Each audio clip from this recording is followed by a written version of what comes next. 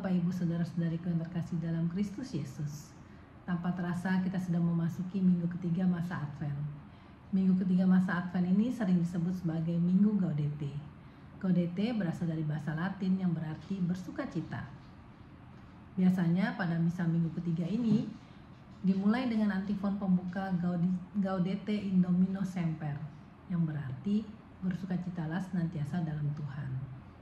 Gereja mengajak kita untuk bersukacita dalam harapan untuk merayakan kelahiran Kristus dan menantikan kedatangannya kembali pada akhir zaman. Sekarang, apa yang kita harus perbuat dalam masa sukacita ini? Bacaan Injil dalam Minggu Advent ketiga ini diambil dari Lukas 3 ayat 10-18. Pada waktu itu Yohanes Pembaptis datang ke seluruh daerah Yordan dan memberitakan, "Bertobatlah, sebab kerajaan surga sudah dekat."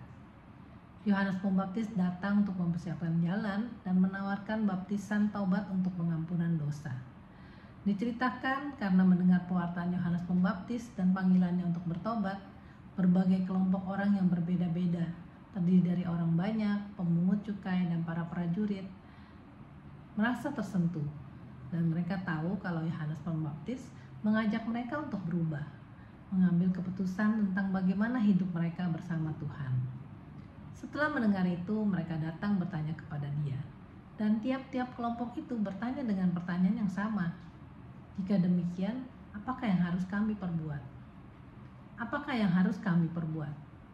Pertanyaan yang timbul ini bukan karena mereka merasa ini adalah suatu tugas mereka, tapi karena mereka merasa tersentuh oleh Tuhan. Semangat menantikan kedatangan Tuhan membuat mereka bertanya-tanya, apakah yang harus kami perbuat? Maksudnya, persiapan apa yang harus kami lakukan? Saya merenungkan mungkin ini perasaan yang sama yang saya alami ketika anak-anak saya pulang ke Indonesia pada saat mereka liburan.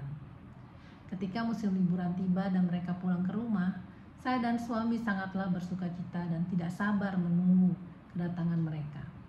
Biasanya saya akan berusaha melakukan persiapan dengan membersihkan kamar mereka, mulai dari AC, jendela, lemari, pintu. Dan saya mulai memikirkan, saya akan memasak makanan apa, makanan kesukaan mereka, dan akan mengajak mereka makan di mana. Sukacita karena kedatangan mereka membuat saya bertanya lagi, apalagi ya yang harus saya perbuat untuk mereka merasa nyaman selama liburan mereka. Kalau menantikan orang yang kita kasihi aja, kita sudah bisa melakukan begitu banyak persiapan, bagaimana kalau yang datang ini Tuhan? Jadi, apa yang harus kita perbuat? Mari kita lihat Lukas 3 ayat 10-14. Orang banyak bertanya kepada Yohanes Pembaptis, "Jika demikian, apakah yang harus kami perbuat?" Jawabnya kepada mereka, "Siapa yang mempunyai 2 helai baju, hendaklah ia membaginya dengan yang tidak punya. Dan siapa saja yang mempunyai makanan, hendaklah ia berbuat juga demikian." Pemungut cukai juga datang untuk dibaptis dan mereka bertanya kepadanya, "Guru, apakah yang harus kami perbuat?" Jawabnya, "Jangan menagih lebih banyak daripada yang tidak ditentukan bagimu." Prajurit-prajurit juga bertanya kepadanya, "Dan kami, apakah yang harus kami perbuat?"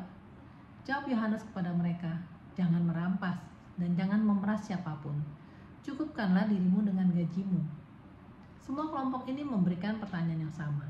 Apakah yang harus kami perbuat? Yohanes Pembaptis sudah siap dengan jawabannya bagi mereka. Dan mungkin itu bukan jawaban yang mereka harapkan.